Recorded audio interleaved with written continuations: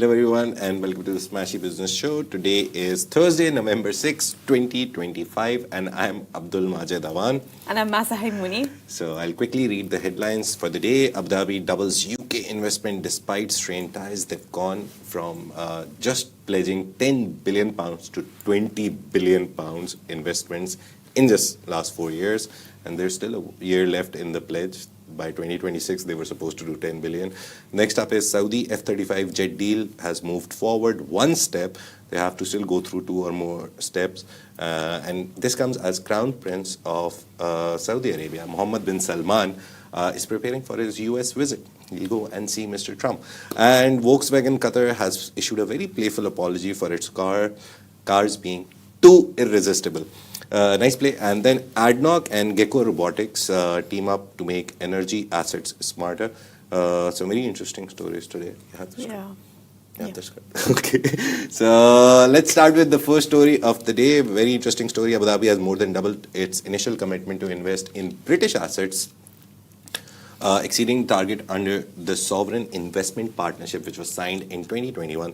According to Bloomberg, the UAE capital has poured over £20 billion in the UK over the last 4 years, surpassing expectations despite occasional strains in the long-standing bilateral partnership. And the original agreement was led by Mubadala Investment Company and the UK Office for Investment, aiming to boost spending through 2026. The surge in investment comes amid renewed British efforts to attract Gulf capital, with Prime Minister Keir Starmer and Chancellor Rachel Reeves both engaged regional leaders to strengthen economic ties. While the UK seeks Abu Dhabi's investments, it faces competition from the United States, France, Italy, all major destinations for Gulf sovereign wealth. Abu Dhabi's funds, which collectively manage about $1.7 trillion, have been actively targeting global opportunities, particularly in emerging technologies such as AI. And despite political frictions, including disputes over Sudan and the blocked telegraph sale linked to Sheikh Mansour bin Zayed Al Nahyan, both governments insist the relationships remain constructive. Former UK Deputy Prime Minister Oliver Dowden described ties as broadly improving, acknowledging that challenges were natural in such a long-term partnership. And major Emirati investments in the UK include Etisalat's partnership, Etisalat Ant's purchase of a significant stake in Vodafone, Mubadala's $600 million deal for Nord Anglia Education, and ADIA, which is Abu Dhabi Investment Authority's buyout of Hargreaves Lansdowne and Dechra Pharmaceuticals. However, ADIA also suffered setbacks, notably a full write-off of its stakes in Thames Water. Despite earlier tensions, observers say relationships are now improving under the Starmer government. Edward O'Neill-Lister, co-chair of the UAE-UK Business Council, said both sides are on the right path. Though some issues remain unresolved, for now, Abu Dhabi's renewed confidence signals a cautiously optimistic chapter in UK-UAE ties. I think the biggest problem in all of this was the sale of the Telegraph. The Telegraph sale, there was a company, Redbird, and then we have IMI, which is a media company here also. Both of them made a merger and they were going to buy the Telegraph. But the UK government was like, no, sorry, we don't allow foreigners to own our national newspapers. And then Redbird and IMI, they broke up. Redbird bought the majority, 85% share. IMI, the Abu Dhabi company, could only buy 15%. So UK literally created a law after they tried to buy the Telegraph. So it's so interesting that they want the money from our country, from the city, from a lot of Middle Eastern countries, and then they block moves which are actual investment. The money that they were going to pay for the Telegraph was going into the UK. It wasn't coming out of the UK. But they created a law just to stop them from owning a lot of majority. So 15% is now with IMI, and Redbird owns, but I think still Redbird would be giving some part of it to IMI. But this is one of the stories that was making headlines. It's a very nice Bloomberg exclusive. But another big story that's going to come soon, November 17, is when Prince Mohammed bin Salman, the Crown Prince of Saudi Arabia, is going to go to US. But Saudi Arabia's long-sought purchase of advanced F-35 fighter jets from the United States has taken a major step forward. The Pentagon has cleared the proposed sale for a higher-level review, bringing the multi-billion-dollar deal closer to approval, according to Reuters. The timing coincides with Crown Prince Mohammed bin Salman's upcoming visit to Washington. So the deal involving up to 48 of the stealth aircraft is now under secretary legal review, with further authorization required from the U.S. Cabinet, President Donald Trump, and Congress.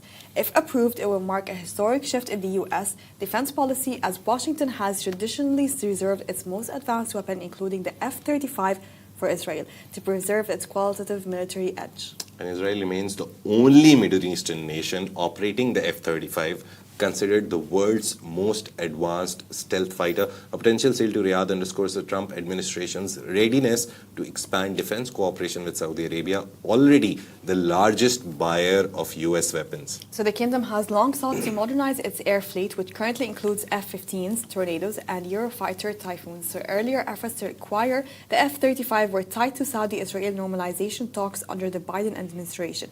But those negotiations stalled before any agreement was reached. Any final deal could face opposition in the US Congress, where lawmakers have previously objected to major arms sales to Riyadh following a 2018 event. Still, the Trump organization has prioritized large defense exports, approving a record 142 billion arms package for Saudi Arabia earlier this year. So the F-35 pursuit aligns with Saudi Arabia's Vision 2030 goals aimed at boosting military capability and economic diversification. As the kingdom strengthens global partnerships, this potential agreement signals a deepening of its long-standing security alliance and with Washington, and a significant milestone in the U.S.-Saudi defense relations. So interesting, Masa, because it can be the first country, Saudi, to have F-35 fighter jets apart from Israel. And US doesn't sell any the best advanced weapons that they have, the A-class weapons, anything. They don't sell it to any other Middle Eastern country. They only give it to Israel. Why? Because they think that they need that qualitative, that competitive advantage. What if the Middle Eastern countries think that, oh, let's do something to Israel? So they've already done that. But it's so interesting that Mr. Trump is like, no, there should be a balance of power in the Middle East. So we'll give Saudi Arabia. I think he trusts Crown Prince Mohammed bin Salman a lot. Yeah. And that is why he's like, not anyone else, but Crown Prince. So they will get the F-35s. It's just 2 steps left, and most probably they will get through it. The last step is the most important one when Congress approves it. We've seen opposition to it, but eventually I think this time Trump will make it happen. Usually the other presidents don't, but Trump, whatever he wants, he makes it happen somehow.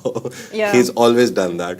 So moving on, the third story is very, very nice. Volkswagen Qatar has taken a light-hearted approach to customer engagement this week, posting an official apology. To be honest, in this age of digital media where everyone is trying to do something, breaking through the clutter is very impossible. They did it. They posted an official apology on their social media channels, not for any faults, but for making its car a little too desirable. The statement humorously acknowledges the Volkswagen owners in Qatar have been facing some unexpected consequences since taking delivery of their vehicles. So in the tongue-in-cheek note, the company lists a series of complaints from attracting extra attention during commutes to friends demanding joyrides and family members inventing reasons to borrow the keys. It even pokes fun at the idea that once you drive a Volkswagen, every other car might feel slightly disappointing. Yeah, and the letter dated November 4, 2025 ends with a witty promise to try to tone it down, but no promises. The post was paired with the caption, "We sincerely apologize for making every drive feel this good. Volkswagen engineered to be unforgettable." It was a very nice post. The viral apology has sparked a wave of positive reactions across social media, with users praising Volkswagen, Qatar's creativity and humor, its marketing move that blends charm, wit, and brand confidence, proving that sometimes the best apology is for being too good. Yeah, and did you see the post? Have you seen the post? Did you see the post? No, I haven't, but I think it's a very smart way to... Yeah. Have you ever, do you know any campaigns that you've seen over the years where you were like, oh, what happened? Why did this happen? You've worked on Lovin'. I'm sure I've seen a lot of campaigns. Like, I just can't think of anything at the tip of my mind. Anything that you remember from, any jingle that you remember from your childhood? Usually you have, I think in Asia we have a lot of jingles that everyone remembers. Some candy ad, some bubblegum ad. It was like MBC3. Yeah, MBC3 mostly was that ad, or like specifically the Ramadan ads. Oh, nice. Yeah, that's what I remember. And the only thing that comes in mind, because they've heavily pushed it, the Red Bull slogan, "It gives you wings." It gives you wings. Apparently someone sued them for not they didn't get the wings. Yeah, they get wings. Happens. You don't actually get the Maybe wings. It just gives you the energy. it just gives you energy. That's fly. literally like a metaphor. Yeah. Yeah, but that has happened. And then the final story of our day is very interesting. It's about robotics. ADNOC, the Abu Dhabi National Oil Company, has announced a new partnership with US-based Gecko Robotics. Literally, the name and the product is the same, to integrate artificial intelligence and robotics in maintaining its energy assets. The collaboration aims to redefine how infrastructure is inspected and managed using autonomous systems that detect corrosion, predict equipment failures, and optimize production. Under the agreement, Gecko's wall climbing robots, which can scale tanks and pipelines while collecting millions of data points, will be integrated with AIQ's advanced analytics platform. AIQ, ADNOC's AI for energy subsidiary, uses models trained on 5 decades of ADNOC data to deliver predictive insights, enhance performance, and reduce downtime. And this is the first time we're giving intelligence to robots. That's what Saravan Penubharti, AIQ's Chief Technology Officer, said. He explained that the fusion of AI, analytics, and robotics will transform the industry by creating self-learning maintenance systems. They don't need to tell the robot what to do. The robot will do it themselves.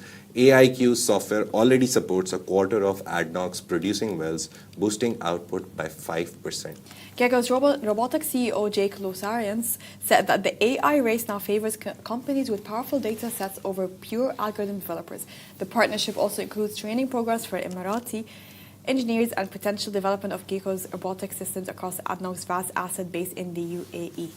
Yeah, it's very interesting that robotics are being used for that. Masa was saying, I still trust humans, I not still robots. trust humans. I feel like machines will have an error. Okay, they try to be error-free. Yeah. And the humans can have error, but I think I can trust humans. I think for this particular purpose, I would suggest a robot, because imagine a giant ship in the middle of the sea, and there's a crack, or there's some leak, or there's something happening below the surface in the water. Would you send a person? Risk the robot's life instead of the human's life. Masa is now on a movement to save robot lives. Save robots. No, it's very interesting Robots' that they can do that. And also I think it's for the oil wells as well, because they're so deep, sending someone down, obviously conventionally that was the wisdom. They would create a whole ladder where people will go down, see everything. But now it's robotics. Robots go down, they give you the picture, they collect so many things, the heat, the moistness of the environment, because oil wells are very weird. Might be more developed as well. I think it's just we need to get used to it, that's it. Yeah, we need to get used to the robots. And if Elon Musk stays as the Tesla CEO, because Tesla is voting today is Thursday, they're voting if they will give him the $1 trillion payout. He wants $1 trillion just to be the CEO of Tesla. One of the funds, the Norwegian fund, which is part of Tesla investors, they've said no. But all the other all the other board members, they're like, please give him the $1 trillion, because Tesla is equal to Elon Musk. If you remove Elon Musk from Tesla, the promises of robots that they're saying, Optimus robots, the robotaxis, everything that they're creating, they're like, no one can do it apart from Elon Musk. But the people who've invested the money, they're like, 1 trillion is too much. So let's see what happens today. It's a very interesting vote. We'll keep an eye out on it, because a lot of people from the Middle East have invested in Tesla. They've invested in XAI. So it's going to be interesting for the region as well. It's going to be interesting for the stock market, because Tesla yesterday went too much up. Let's see if it comes crashing down. So that's it for today. Thank you so much for joining us on the Smashi Business Show. Make sure to follow us across all social media channels at Smashi Business, and stay ahead with our daily newsletter. You'll find the subscription link in the description. So this has been the Smashi Business Show, a Smashi Business production, part of Augustus Media Podcast Network. A big shout out to more than 2 million monthly listeners across all platforms. You make this possible. If you're one of them, we appreciate you. Have a great day, and we'll see you tomorrow. Bye-bye.